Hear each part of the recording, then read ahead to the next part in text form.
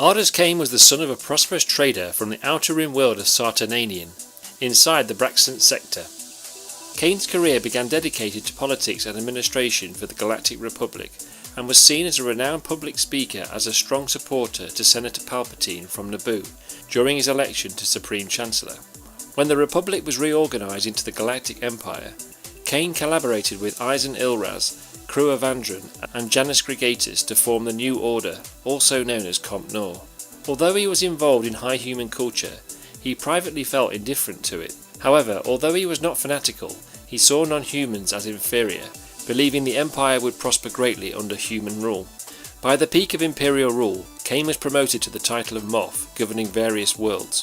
But the Moff did not care for titles. Kaine was more concerned with being at the heart of the Imperial war machine and making important decisions. Indeed, there was a desire for power.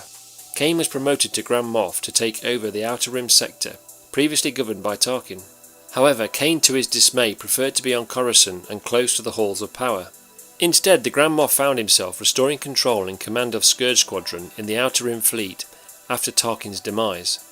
With the Star Dreadnought Reaper as Kaine's flagship, Scourge Squadron's primary objective was hunting down any Rebel Alliance activity within the Outer Rim territories. The fleet consisted of a comparable complement of Star Destroyers to Vader's Death Squadron.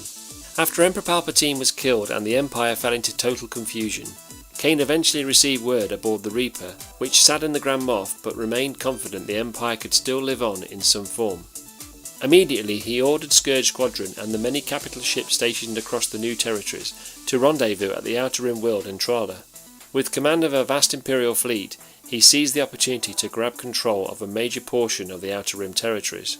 During this time, the current leader of the Imperial ruling council, St. Pestage, took some time to realise Kaine had turned his back on Imperial Centre's command. And as Kaine knew, keeping control of the former Oversector Outer was no longer realistic, and instead he consolidated his forces. Later in 4 ABY, the Grand Moff invited 14 other Moffs, business and political leaders from the Valkar Free Commerce Zone, to begin a series of meetings known as the Pentastar Talks, which were held aboard his Star Dreadnought Reaper. Although the talks were dominated by nervous clashes, in the end it became clear to all participants that the corporations would struggle to remain in business without the backing of the Galactic Empire. Kaine was able to use his subtle persuasion to convince the attendees.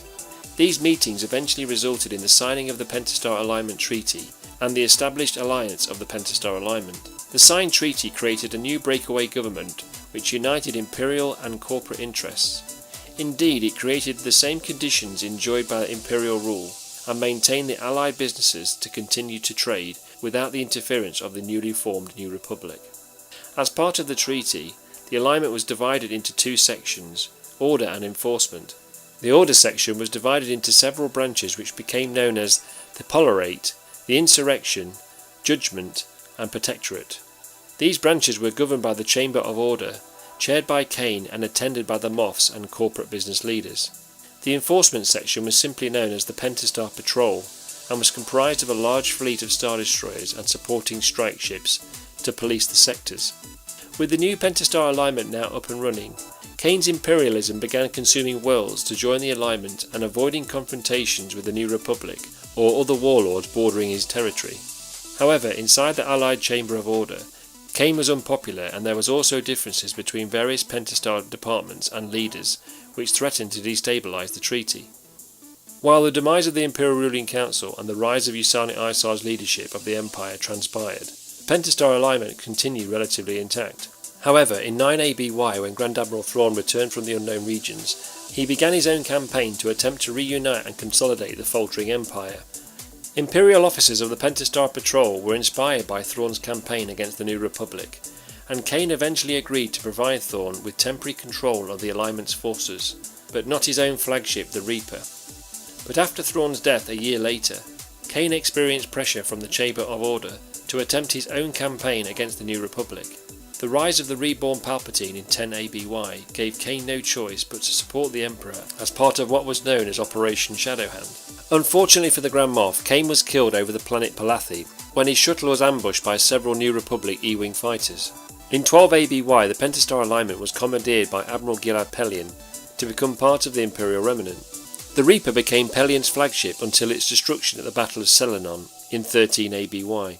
Before 19 ABY, Kaine's homeworld of Sartananian was renamed to Bastion to become the Imperial Remnant's capital, which remained for over a century.